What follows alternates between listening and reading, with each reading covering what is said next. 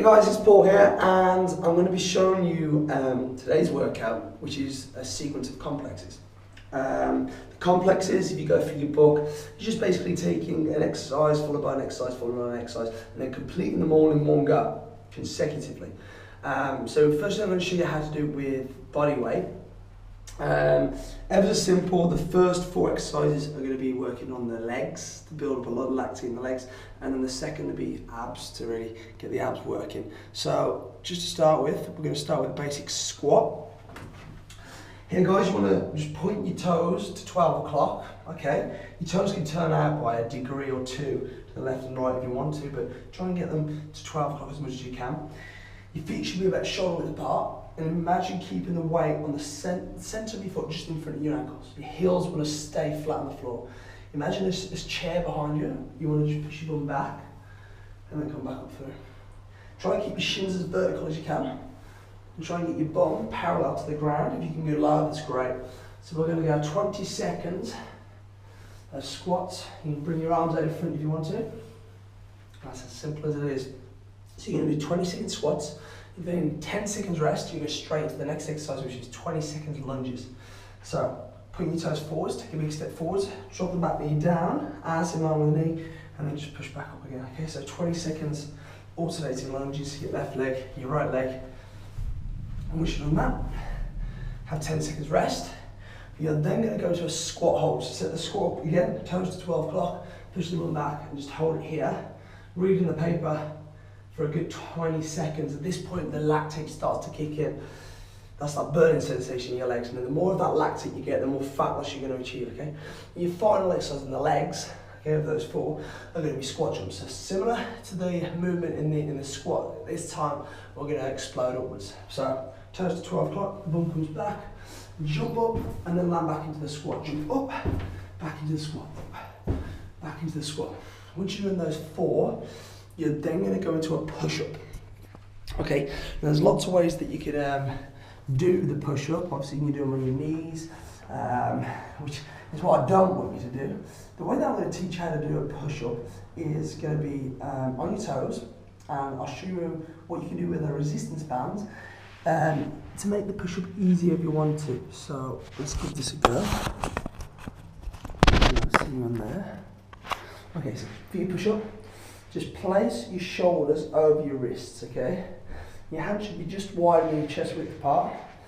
Your fingers should point towards 12 o'clock. And as you do this, I want you to just rotate, without your fingers moving from 12 o'clock, rotate the pits of the armpits forwards. You're going to keep this portion of your forearm as vertical as you can. So rotating the armpits through, come up onto your toes. You don't want to be behind the wrist, and you don't want to be too far in front of it. Again, the shoulders should remain over those wrists. The fingers at 12 o'clock, turn the pits of the elbows forwards, come onto your toes, lower yourself down, push the floor away, lower yourself down, push the floor away. And that's your push-up.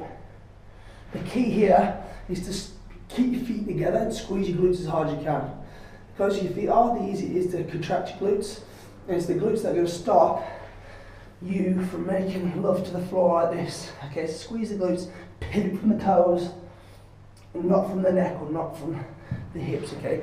Now you struggle with push-ups, grab yourself a band like this one. I'm selling these guys, so if you do want to get hold of one, get in quick, drop me an email. You're going to double up the band, place the band just above your elbows, okay?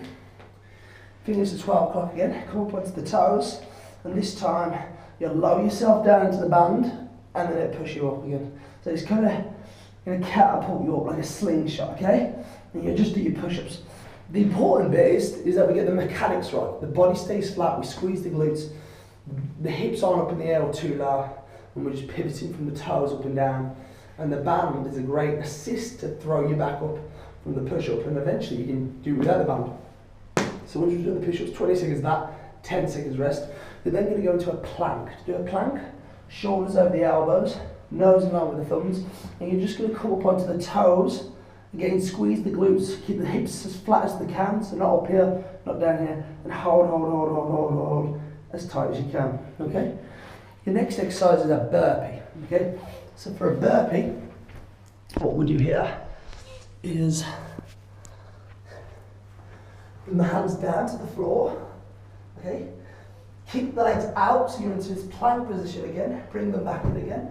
And then jump vertical up. And then repeat the whole process. So down and jump. Down and jump.